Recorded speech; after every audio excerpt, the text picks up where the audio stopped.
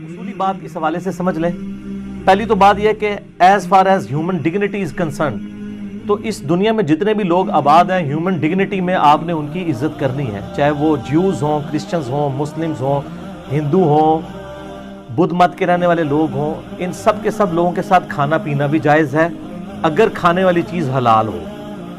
ٹھیک ہے، ایک پلیٹ میں بھی آپ کھا سکتے ہیں، کوئی اسلام کے اندر اس کی ممانعت نہیں ہے. اب رہا یہ ان کی مذہبی ایکٹیویٹیز کا تعلق، تو چونکہ یہ زیادہ تر مذہبی ایکٹیویٹیز شرک کے اوپر مبنی ہے. شرک کے ساتھ اسلام کو آپ کو پتہ ہے ایک خاص مزاج ہے. شرک is the most sensitive issue in the sight of اللہ.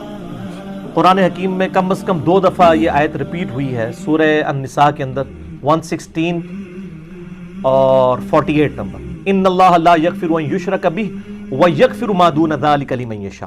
بے شک اللہ اس گناہ کو تو معاف نہیں کرے گا کہ کوئی اللہ کے ساتھ کسی قسم کا شرک کرے، اس کے علاوہ ہر گناہ معاف کر دے گا. دنیا میں جتنے بھی گناہ ہیں وہ شرک کی ہی درخت کے آپ سمجھ لیں شاخیں ہیں کسی نہ کسی فارم میں، اور جتنی دنیا میں نیکیاں ہیں وہ توحید کے شجرہ مبارکہ کی شاخیں ہیں. یہ جو مذہبی ایکٹیویٹیز ہیں دوسرے مذاہب کی، چاہے وہ جیوز کی ہوں، کرسچنز کی ہوں یا ہندوؤں کی ہوں، یہ زیادہ تر شرکی ایکٹیویٹیز ہیں.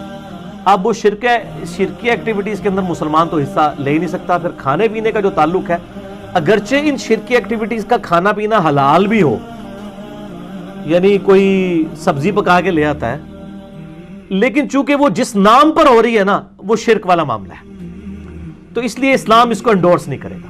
قرآن حکیم میں اگر آپ سورۃ المائدہ پڑھ کے دیکھیں نا، تو غیر اللہ کے نام کا جو کھانا ہے، اللہ کے علاوہ کسی اور کی تقرب کے لیے یا اس پہ غیر اللہ کا نام بولا گیا ہو، اعوذ باللہ من الشیطان الرجیم.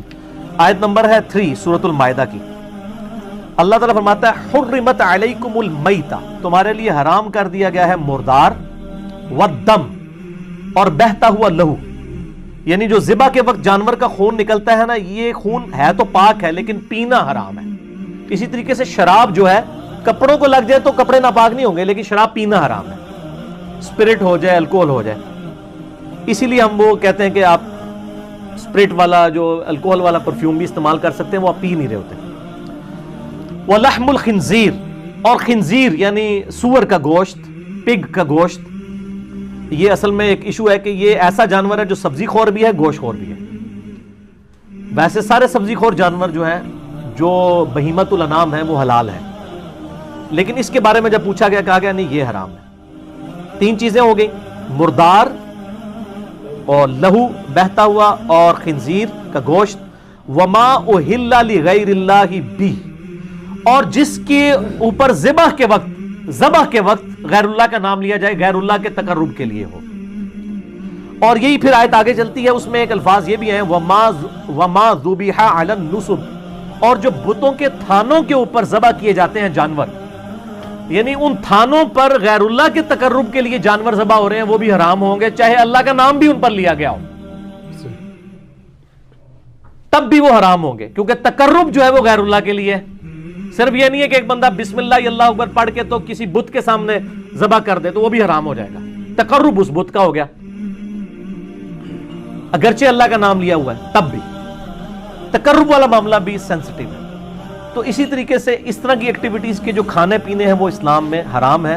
صحیح مسلم کے اندر حدیث موجود ہے، سیدنا علی رضی اللہ تعالیٰ عنہ سے کسی نے آ کے پوچھا کہ آپ نبی علیہ السلام کے اتنے قریبی ہیں، کیا آپ کو نبی صلی اللہ علیہ وآلہ وسلم نے کچھ خاص باتیں ایسی سکھائی ہیں جو باقی امت کو نہ بتائی ہوں؟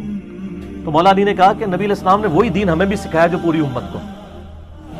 ہاں، جو فہم قرآن ہے وہ تو ظاہر ہے ہر مسلمان کا ایک حصہ ہے. اور پھر فرمایا اپنے تلوار کی نیام میں سے ایک صحیفہ نکالا اور کہا یہ نبی علیہ السلام نے ایک خاص صحیفہ ہمیں دیا ہے جس میں قیدیوں کے احکام لکھے ہوئے تھے.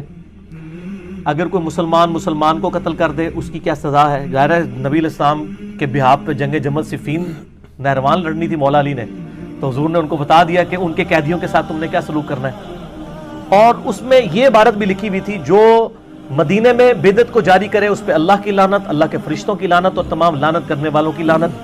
یہ حدیث بخاری میں بھی ہے، لیکن مسلم والے طریق میں ایک اضافی ورڈ بھی ہے.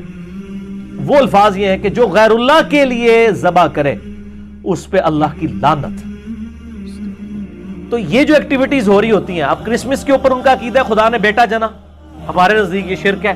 اب اس کے اوپر جو کھانا آئے گا وہ حلال بھی آ رہا ہوگا تو تقرب کسی اور کا ہوگا, اس لیے اس سے بچنا ہوگا. اور آپ لوگوں کو ایجوکیٹ کریں, ان سے نفرت نہ کریں, ان کو بتائیں کہ بھئی ہم گاڈ اورینٹڈ ہیں, آپ کی کتابوں میں بھی شرک حرام ہے, ہم ان ایکٹیویٹیز کو اس لیے سپورٹ نہیں کرتے کہ اس میں شرک ہے. اگر آپ شرک چھوڑ دیں اور شرک کے بغیر آپ کرسمس کے بارے میں کوئی صحیح عقیدہ رکھ لیں, حضرت عیسیٰ علیہ السلام کی پیدائش کے دن کو ایک انسان کی پیدائش کا دن سمجھیں, تو اس پہ آپ ہمیں کوئی لنگر بھی لا کے دے دیں اللہ کے نام کا, ہم کھا لیں گے, کوئی مسئلہ نہیں ہے, ہمیں کوئی چڑ نہیں ہے.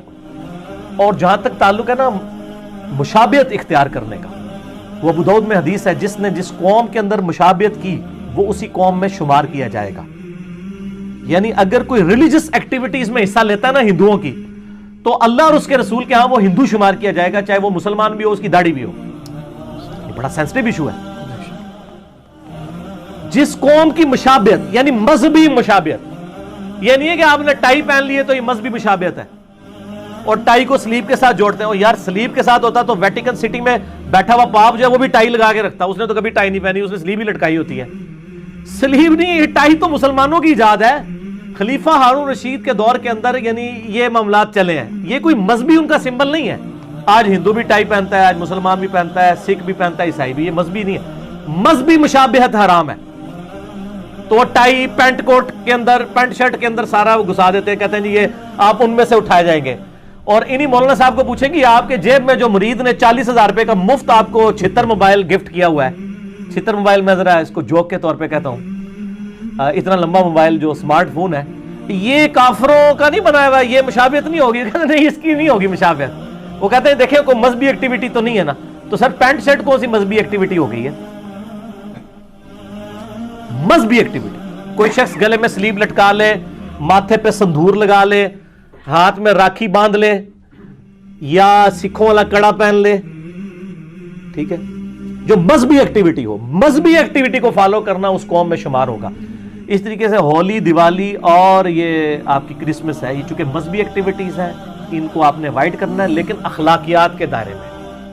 بدتمیزی نہیں کرنی اور ان کو اپنا سینسٹیو ایشو بتانا ہے ان کی کتابوں سے کہ تم تو اپنے دین کو فالو نہیں کر رہے, تمہارے دین کو بھی ہم ہی فالو کر رہے ہیں اور ہم اپنے دین کو بھی فالو کر رہے ہیں. قرآن سے نا ان کو بتائیں, سب سے پہلے ان کو تعالوا الی کلمۃ سواء بیننا و بینکم, ان کو بتائیں کہ خدا کے ساتھ آپ کی کمٹمنٹ ہونی چاہیے. ہم چونکہ مسلمان خدا اورینٹڈ ہیں, اس لیے ہم ہولی, دیوالی یا کرسمس کے اوپر جو آپ وش کرتے ہیں یہ چونکہ شرکی ایکٹیویٹیز ہے, اس لیے ہم آپ وش نہیں, آپ اس کے علاوہ وش کریں. اگر کوئی انڈیا کی ٹیم کبھی کرکٹ میچ جیتتی ہے تو آپ خوشی میں ٹافیاں بانٹتے ہیں تو مسلمان بھی کھا لیں گے, کوئی مسئلہ نہیں ہے, ٹھیک ہوگا, ہمیں کوئی اعتراض نہیں ہوگا. یہ مذہبی ایکٹیویٹی نہیں ہوگی. ونس جب آپ مذہبی ایکٹیویٹی کریں گے, کفار کے ساتھ مشابہت ہوگی, وہ بڑا سینسٹیو ایشو ہو جائے گا. اس لیے اس کو آپ نے اوائڈ کرنا ہے. اس کو اوائڈ کرنے کا طریقہ بھی میں نے بتا دیا, خالی میں لاہور دا راہ نہیں دسیا, لاہور جانے کا کرایہ بھی دے دیا, صرف راستہ نہیں بتایا آپ کو کہ اس طریقے سے اس ایشو کو غیر مسلم ملکوں میں رہنے والے لوگ ٹیکل کریں. ہندو کوئی کہ ان کو کہ آپ کی کتابوں میں شرک غلط لکھا ہوا ہے, غیر اللہ کے نام کی نیاز نہیں ہو سکتی. کرسچنس کو بھی بتائیں اور کہیں کہ یہ آپ اپنی کتابوں پہ نہیں چل رہے, دیکھو ہم مسلمان آپ کی کتابوں پہ آپ سے بڑھ کر چل رہے ہیں, آپ بھی